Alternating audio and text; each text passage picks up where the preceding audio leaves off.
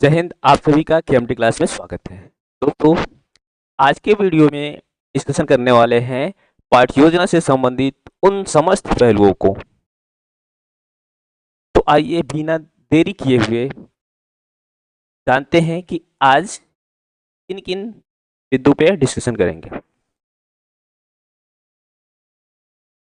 सबसे पहले जानेंगे पाठ योजना का क्या अर्थ है, पाठ योजना क्या है। पाठ योजना की परिभाषाएं, विभिन्न विद्वानों द्वारा दी गई परिभाषाएं। पाठ योजना के विभिन्न उपागम का वर्गीकरण। पाठ योजना की आवश्यकताएं, पाठ योजना की विशेषताएं, पाठ योजना बनाते समय ध्यान रखने वाली बातें और पाठ योजना की रूपरेखा क्या है। Meaning of lesson plan, definition of lesson plan, classification of different approaches of lesson plan, need of lesson plan, characteristic of lesson plan, things of kept in mind wheel planning lesson, outline of lesson plan.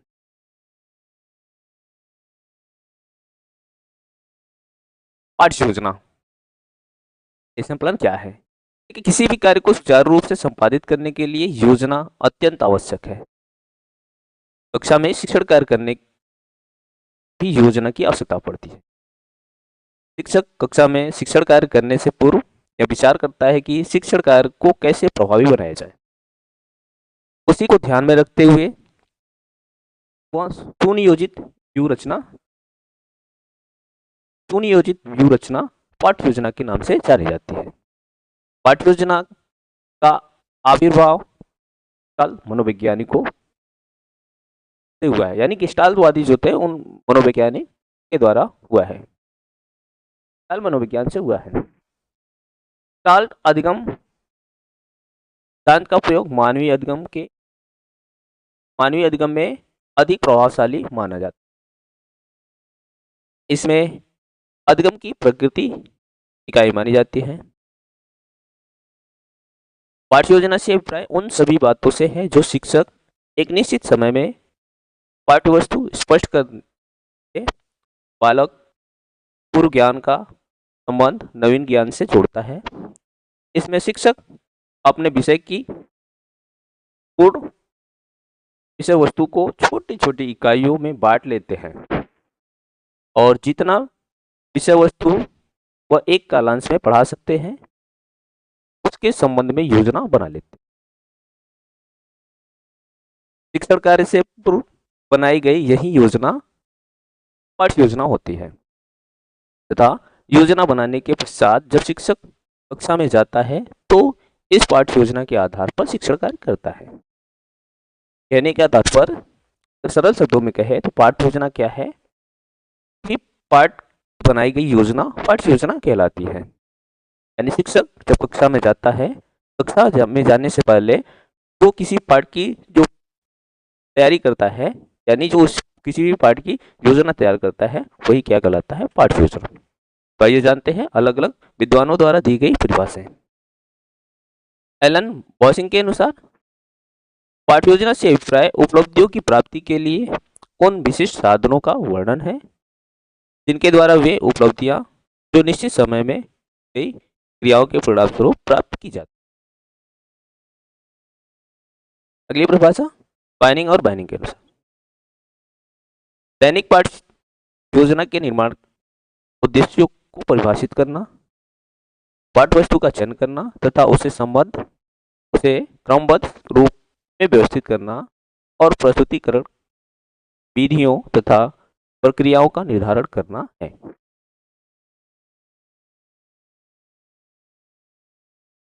पाठ्य योजना के विभिन्न भागों का वर्गीकरण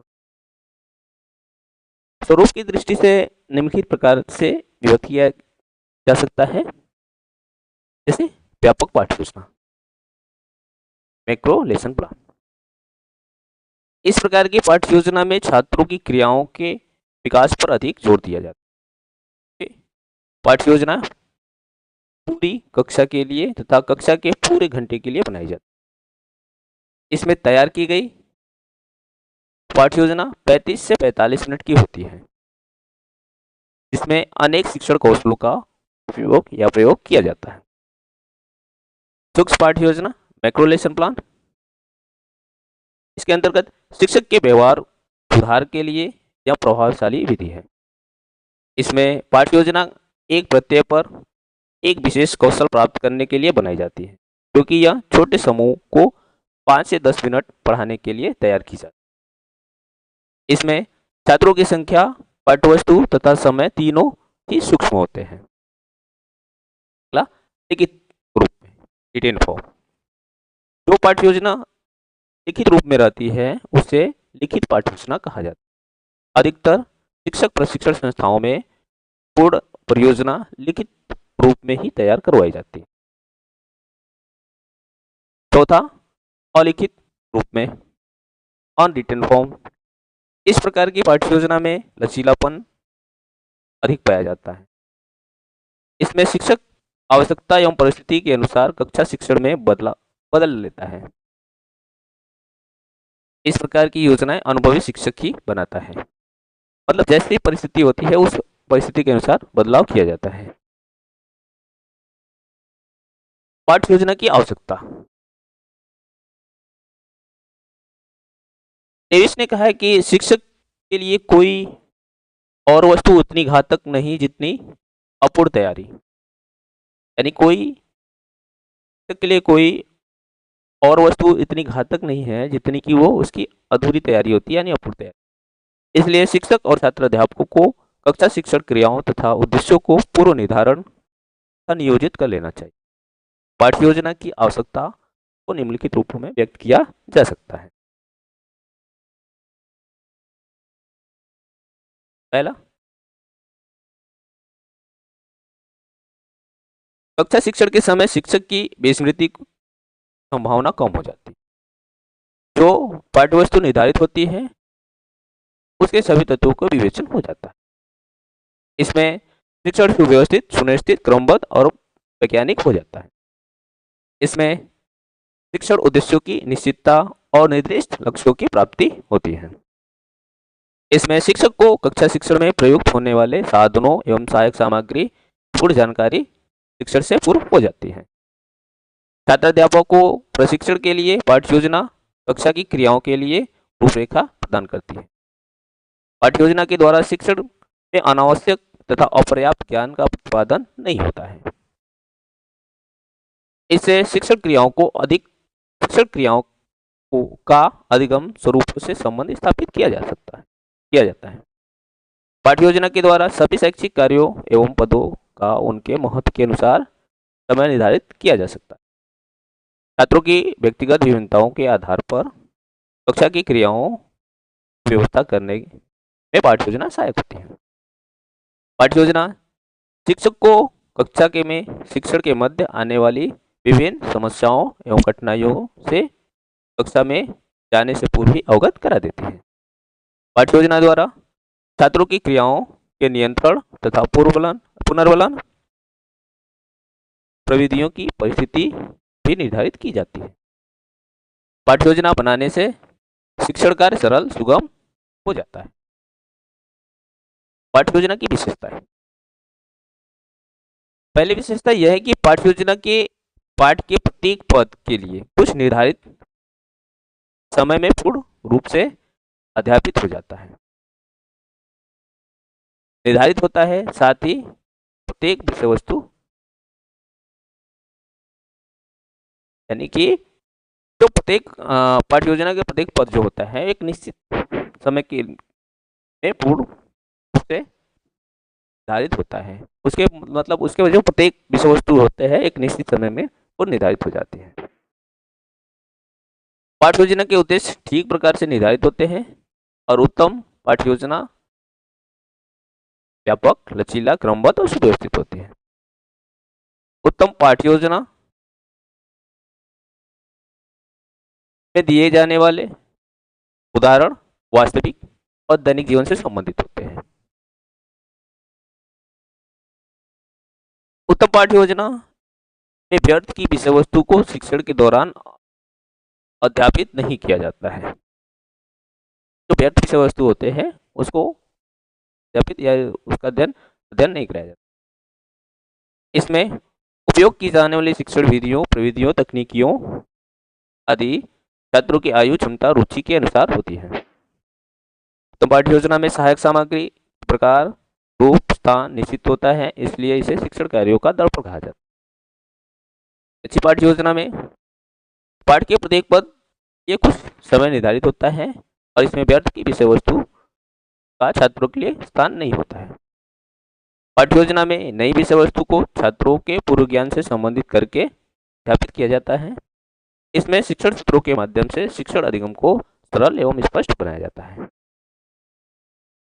पाठ्य योजना के माध्यम से व्यक्तित्व विभिन्नता, छात्रों की आवश्यकताओं की पूर्ति का पूरा ध्यान रख के साथ विषय वस्तु को सरल एवं स्पष्ट ढंग से प्रस्तुत कर।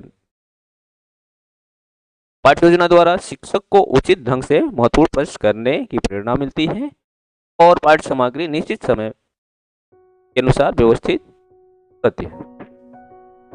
पाठ्य योजना बनाते समय ध्यान रखने वाली बातें निम्नलिखित है। शिक्षक जिस पाठ्य योजना को का शिक्षण कराने जा रहा है उसे उस पाठ्य वस्तु से संबंधित सैद्धांतिक और व्यवहारिक ज्ञान पूरी तरह से कर लेना चाहिए। बातों का ध्यान रखना चाहिए। दूसरी बात यह है, शिक्षक को छात्रों की रुचि, रुझान, योग्यता, मनोविज्ञान, क्षमता, आवश्यकता आदि को ध्यान में रखते हुए शिक्षण उद्देश्यों को व्यवहारिक रूप प्रदान करना है। अगली बात यह ध्यान रखना चाहिए, शिक्षक को अपनी पाठ्य योजना के निर्माण में छात्रों के व्यक्तिगत विभिन्नता का विशेष रूप से ध्यान रखना चाहिए।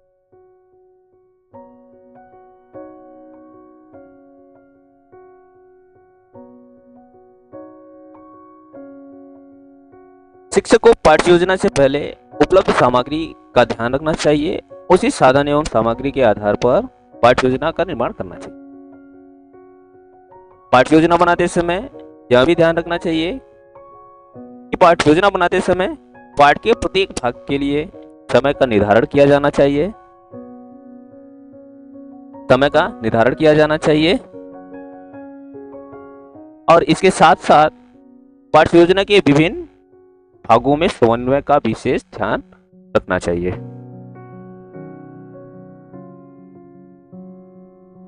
शिक्षक को पाठ्य योजना के निर्माण से पूर्व छात्रों का पूर्व ज्ञान का पता लगा लेना चाहिए। इस बात का भी ध्यान रखना चाहिए। पाठ्य योजना बनाते समय पाठ्य वस्तु या पाठ्य पुस्तकों, संदर्भ पुस्तकों या अन्य सामग्रियों का उचित उपयोग करना चाहिए। पाठ्य योजना के पूर्व विद्यालय के समय कालांश का पता लगा लेना चाहिए तथा उसी के अनुसार पाठ्य योजना बनानी चाहिए। पाठ्य योजना के विभिन्न प्रकार के प्रश्नों में को समावित किया जाना चाहिए तथा आवश्यकता से अधिक पूर्णता लाने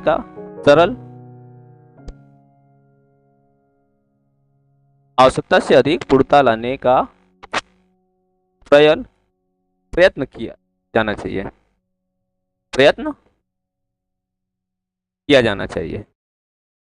पाठ्य योजना का निर्माण सामग्री के स्वभाव पर निर्भर करते हुए इनमें छात्रों के मूल्यांकन के लिए निरीक्षण के तरीकों को भी निश्चित कर लेना चाहिए। क्लियर है? अब जानते हैं पाठ्य योजना की रूपरेखा, आउटलाइन ऑफ लेसन प्लान। पाठ्य योजना बनाते समय हमें किन किन बिंदुओं को ध्यान में रखकर पाठ्य योजना तैयार करने हैं। सबसे पहले आता है सामान्य जानकारी, सामान्य सूचनाएं, जनरल इंफॉर्मेशन, जिसके अंतर्गत दिनांक, कक्षा, वर्ग, विषय, कालांश, अवधि, प्रकरण इत्यादि होते हैं। विद्यालय का नाम, इसी के अंतर्गत हम देख सकते हैं विद्यालय का नाम, छात्र, अध्यापक, अध्यापिका का नाम आदि। सामान्य उद्देश्य, सामान्य जनरल ऑब्जेक्टिव, सामान्य उद्देश्य, स्पेसिफिक ऑब्जेक्टिव विशेष उद्देश्य, सहायक सामग्री, पूर्व ज्ञान प्रीवियस नॉलेज, प्रस्तावना, उद्देश्य कथन, प्रस्तुतिकरण, शिक्षण बिंदु, बोध प्रश्न, संपटकार, पुनरावृत्ति, क्रियाकार, विकासात्मक प्रश्न इत्यादि बातों को ध्यान रखना चाहिए। विभिन्न प्रकार के जो आउटलाइन है, रूपरेखा बिंदु है, इन बिंदुओं को ध्यान में रखते हुए एक पाठ्य योजना को तैयार किया जाता है। क्लियर है? तो आज हमने जाना इस वीडियो के माध्यम से संपूर्ण पाठ्य योजना के बारे में, पाठ्य योजना के विविध पहलुओं को। नेक्स्ट वीडियो में जानेंगे पाठ्य योजना किस प्रकार से तैयार किए जाते हैं। अलग अलग विषयों के पाठ्य योजना बनाकर आपको बताएंगे कि अलग अलग विषयों में किस प्रकार से पाठ्य योजना तैयार किए जाते हैं। आज के लिए इतना ही, धन्यवाद।